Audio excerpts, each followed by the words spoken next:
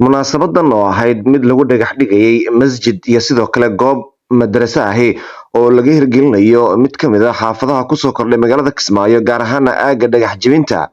ayaa waxaa ka qayb galay qaybaha kala duwan ee bulshada culimada diinka waaweyn ee Jubbaland jamciyatul manhal mas'uuliyiin ka socday iyo sidoo kale dadka degan xaafada madrasada iyo sidoo kale masjidka laga dhisayo ugu horeyn waxaa munaasabada hadal kooban ka soo jeediyay isla mar ahaantaana faahfaahiyay ujeedka halkaasi loo tagay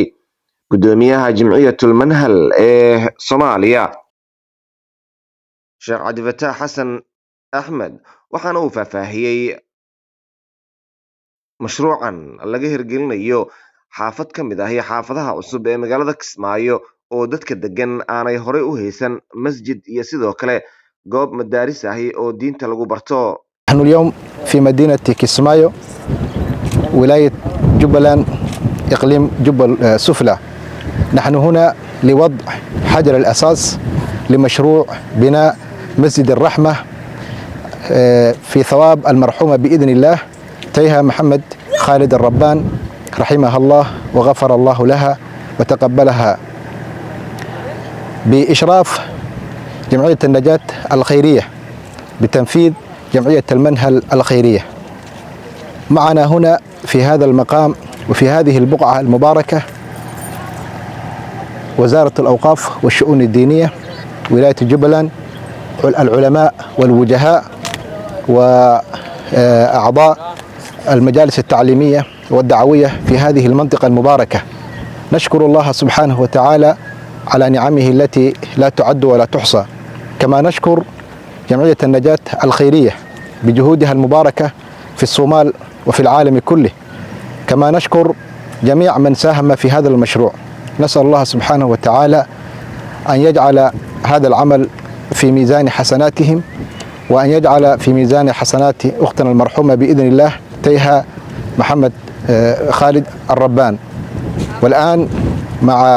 العلماء والوجهاء ووزارة الأوقاف والشؤون الدينية في هذه المنطقة المباركة.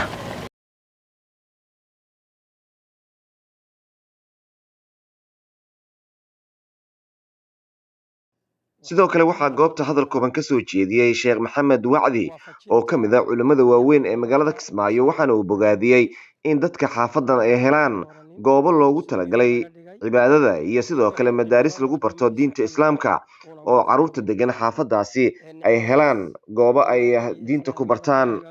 mahad celinaynaa thumma inta kadib waxaan u mahad celinaynaa mashruucan hadda aan taaganahay ee masaajidka aan dhagax dhigayno marxuumkaas la baxay masaajidkaas inuu ilaahay sadaqada ka aqbalo. sadaqada waxaan ilaahay uga baryaynaa inuu ka aqbalo sadaqa jaariyana ooga dhigo dambigiisana uu ku dhaafo iyo kii waalidkiiba gabadhaas dambigeedii iyo kii waalidkeedba uu alla ku dhaafo sadaqa jaariya ah oo ilaahay subxaanahu wa tacaala miduu nabiguba sheegay salawaatullaahi wasalaamu calayhi inuu qofka camalkiisu uu go'ahayo markuu dhinto ilaa 3 mooyeen. 3 waxaa ka mid ahayd sadaqa jaariya. sadaqada jaariga ah yacni waxaa weeye inuu ilaahay ka aqbalo. waxaa kaloon ooga mahad celinaynaa una ducaynaynaa ciddii arrintaa ka soo qaaday jamciyaddii ka soo qaaday ee hawshaa iyadaa ka qayb qaadatay ee masaajidka in la dhiso ka qayb qaadatay iyo jamciyadda manhal oo arrintaa iyaduna yacni waxaa weeye qolada wakiil ooga hoo fulinaysa labadaa jamciyadood iyo gabadha marxuumadaaba iyo cid kasta oo ka qayb qaadatayba waan u mahad celinaynaa. dhammaantoodna waxaan leenahay miisaankiina aakharo allaha ku yacni waxaa weeye ha idiin saaro dembigiina iyo kii waalidkiin baa allaha dhaafo. sidoo kale waxaa goobta hadal kooban ka soo jeediyay Cumar Xujaale oo ka mid ah odayaasha xaafadda waxaana dhankiisa uu sheegay in ay si weyn u sugayeen in ay helaan masjid iyo sidoo kale madraso waxaana uu ugu mahad celiyay jamciyatul manhal mashruucan wanaagsan ee ay ka hirgeliyeen xaafadiisa. aan aad iyo aad uga mahad celinaynaa jamciyatul manhal masaajidka ay soo gaarsiisay maxaa la dhihi jiray ay rabto inay xaafadda ka dhisto wax badan aan baahi u qabnay maxaa la jira ma garanayso meeshan xaafadan ay masaajid laan ahayd ummad badan baa ku nool oo islaam ah oo inay masaajid helaan ay muhiim ahayd aad iyo aad runtii ugu faraxsanahay in maanta ay soo gaarto culumadeeni Kismaayo iyo maxaa la jiray Jubbaland oo waaweynaa saameynta ku lahaa iyo maxaa la jiray iyo jamacadii waday masaajidka waday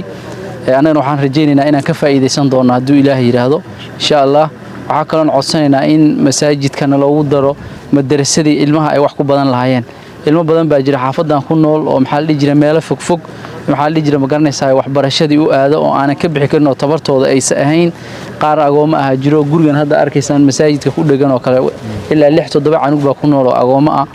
oo maxaa la jiray ma garanaysaa u aado gudaha waxbarashadii madrasadii iyo systemkii u aada marka waxaan rajaynaynaa insha Allah taala in annagana ka faa'iideysan doono xagga waxbarashada iyo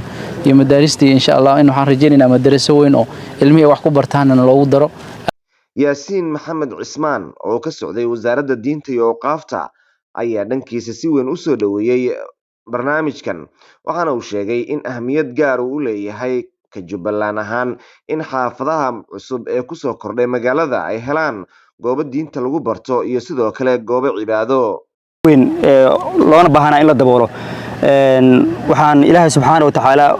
u weydiinayaa inuu ka aqbalo sadaqadan qof allaale qofkii soo sadaqaystay oo ii sheegay inay tahay marxuumad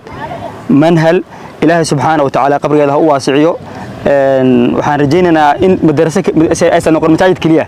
oo sidoo kale tan lagu daro madraso caruurta ay diinta ku bartaan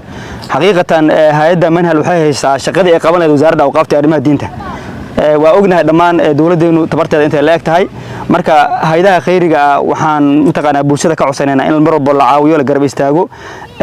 sidii howlahooda ay u fulin lahaayeen anagana ka wasaarad ahaan mar walba waxaan diyaar u nahay inaan garab istaagno insha Allah inta karaankeena ah waxaan rajaynaynaa hadduu Ilaahay raado masaajidkan maalinka xarig jirkiisa inaan ka soo qayb galno waa mahadsantiin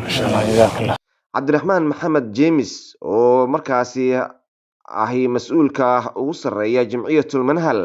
ee Jubbaland ayaa dhankiisa tilmaamay in ay dhawaan mashaariic kala duwan oo horumarineed oo dhanka diinta ahi ay ka fulin doonaan magaalada Kismaayo isagoona sheegay in horay ay Jubbaland uga fuliyeen dhismaha isbitaalka kaliyaha oo ay kal hore ka dhiseen magaalada Kismaayo madaarisyo fara badan iyo sidoo kale masaajido haatan waxa uu tilmaamay in ay ka sii wadi doonaan halkoodii Jamciyatul Manhal ayaa ka mid ah jamciyadaha waaweyn ee ka howlgala Jubbaland kuwaas oo mashaariic kala duwan oo horumarineed ka fuliya Jubbaland Aadan Maxamed Salaad magaalada Kismaayo.